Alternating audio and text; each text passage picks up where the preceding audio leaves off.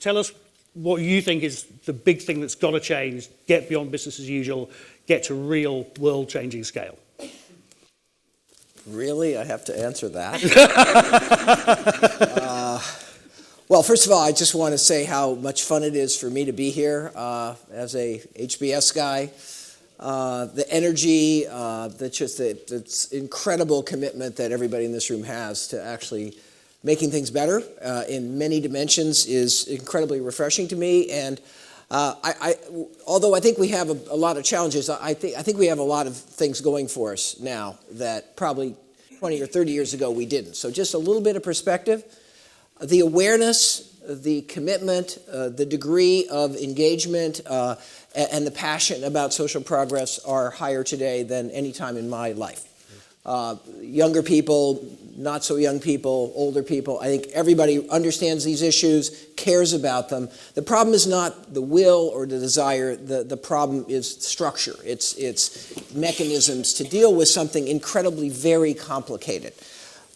We've had a number of comments about business. I think that business is in what I believe is a historic transformation in rethinking this issue. We were very taken last year that we got Fortune magazine that does all the big lists, the Fortune 500, the companies that you most want to work for. Fortune magazine did a new list last year, and it was a list about companies changing the world. It was a list about companies that were using their businesses and thinking differently about the role of business and actually in driving social change, not on the side, but integral to actually creating those markets and serving those markets that one of the commenters just referred to. So I think there's a lot of things that we should be happy about. That said, I think we all agree that we're not getting the progress, the impact, and particularly the scaling and large-scale impact that we would like to see. And I believe, and of course I'm a partisan here, I believe that probably the number one starting point for changing that is measurement. We have to have a way of systematically measuring how we're doing in social progress. And to do that, we have to have a framework for thinking about what is social progress? What are its multiple dimensions?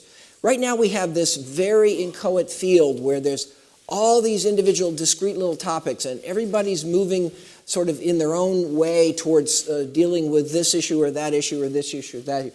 We have no standard industrial classification here. In business, you kind of know this is a bank, this is a manufacturer of toothpaste. We have a way of sort of mapping the problem that industry is meant to solve, which is producing goods and services. In this field, we haven't had a systematic framework for actually measuring how well we're doing in a holistic way across the social sector. We have no unifying sort of framework for even classifying the social sector.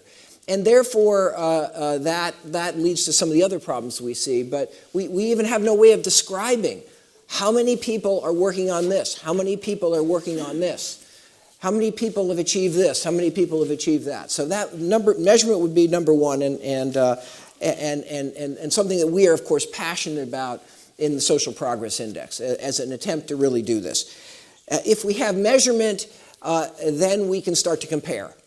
What we're seeing with our social progress work is we can identify which countries at which levels of development are actually good at various dimensions of social progress. So we're having a meeting in Iceland here in a few weeks. It's called What Works?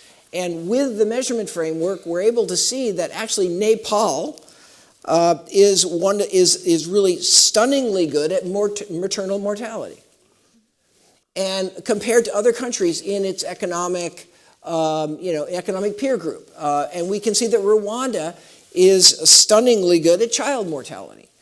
And if we measure, and if we have a systematic way of measuring, I think we can now start to learn much more rapidly. This is a field where the ability to learn and compare has been stunted by the lack of measurement. And then the final thing I would say, and this is a big topic in and of itself, is that we have to start recognizing that we are often at too small or too narrow a unit of analysis or unit of effort in social progress. We tend to look at one part of a problem or one dimension or one aspect, but we don't tend to look at the system.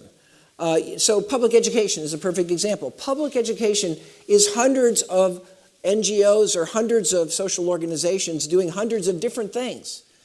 But they won't work unless they work in the context of the broader system in which we know we have to move a lot of things at the same time to achieve success.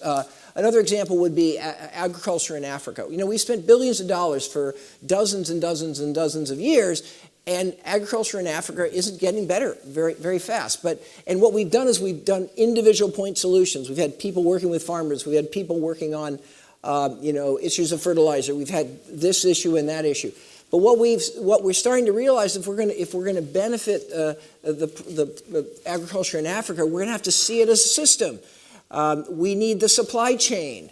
We need to get those products to market.